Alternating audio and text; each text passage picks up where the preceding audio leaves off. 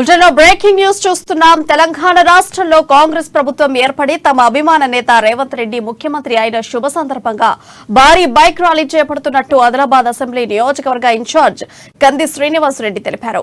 మరి కాసేపట్లో పట్టణంలోని మావల నుండి ప్రారంభమై RIMS, Collector Chowk, NTR Chowk, Vinayak Chowk, Ashok Road, Devichand Chowk, Gandhi Chowk, Ambedkar Chowk, Netaji Chowk, New bus stand, NTR Chowk, Collector Chowk మీదుగా కంది శ్రీనివాస్ రెడ్డి క్యాంపు కార్యాలయం ప్రజా సేవా భవన్ చేరుకుంటుందని తెలిపారు. కాంగ్రెస్ నాయకులు, కార్యకర్తలు, అభిమానులు భారీ సంఖ్యలో హాజరు కావాలని ఆయన కోరారు.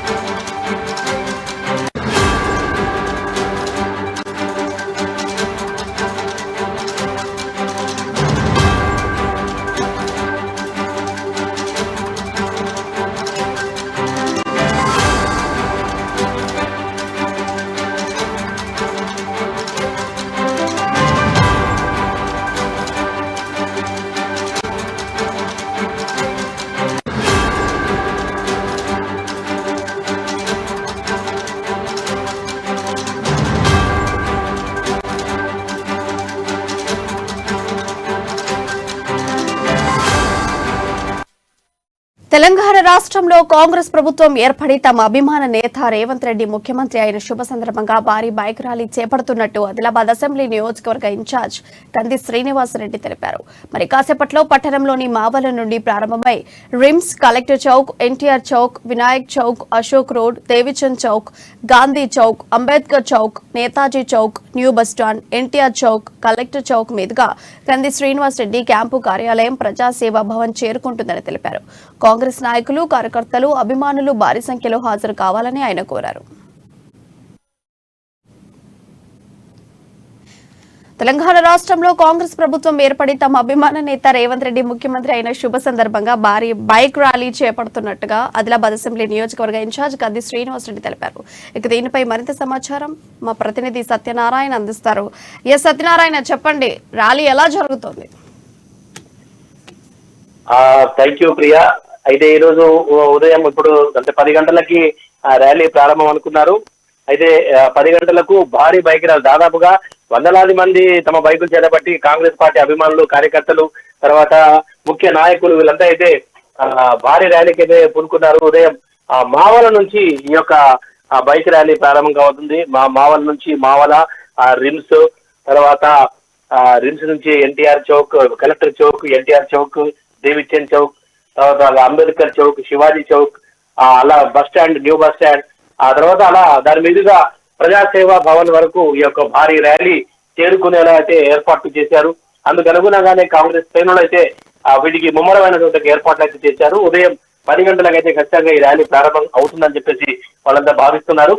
అయితే ఈ ర్యాలీ ద్వారా ప్రజల్లో ఏదైతే ఇక్కడ పార్టీ అంటే పార్టీ ఒక ఓటమికి నైరాశ్యం చెందవద్దని కంది శ్రీనివాసరెడ్డి తన ఓటమి అనంతరమే కాంగ్రెస్ కార్యకర్తలకైతే బోధించాడు.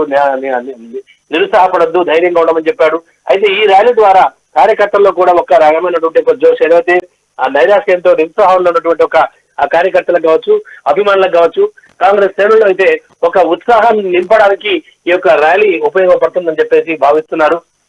అలాగే ఇది 77వ బర్త్డే సోనియమ్మ, తెలంగాణ తల్లి సోనియా గాంధీ, తెలంగాణ ఇచ్చినటువంటి ఒక తల్లి సోనియా గాంధీ యొక్క జన్మదినం, 70వ జన్మదినం కాబట్టి ఆ సందర్భంగా కూడా ఈ ర్యాలీ తీస్తున్నట్టుగా కూడా మనం భావించవచ్చు. అంతేకాకుండా మనకు అందిన సమాచారం ప్రకారం ఈ రోజు 77 కిలోల భారీ కేకును కూడా ఈ సందర్భంగా కట్ చేసే అవకాశం ఉందన్నట్టుగా కూడా ఆ నేతల ద్వారా సమాచారం వస్తుంది. ప్రియ, సుమారు ఎంతమంది బైక్ ర్యాలీలో పాల్గొంటున్నారు? దాదాపుగా అయితే అంచనా ప్రకారం ఒక 500 నుంచి 1000 మంది మధ్యలో అయితే బైక్ ర్యాలీలో పాల్గొనే అవకాశం వచ్చింది. ఎందుకంటే అంత ఎత్తున భారీ ఏర్పాట్లు తెచ్చేస్తున్నారు. దాదాపుగా స్వచ్ఛందంగా ఈ ర్యాలీలో పాల్గొనేందుకైతే ఆ కాంగ్రెస్ అయితే కలిసి వస్తున్నట్టుగా మనం భావించవచ్చు.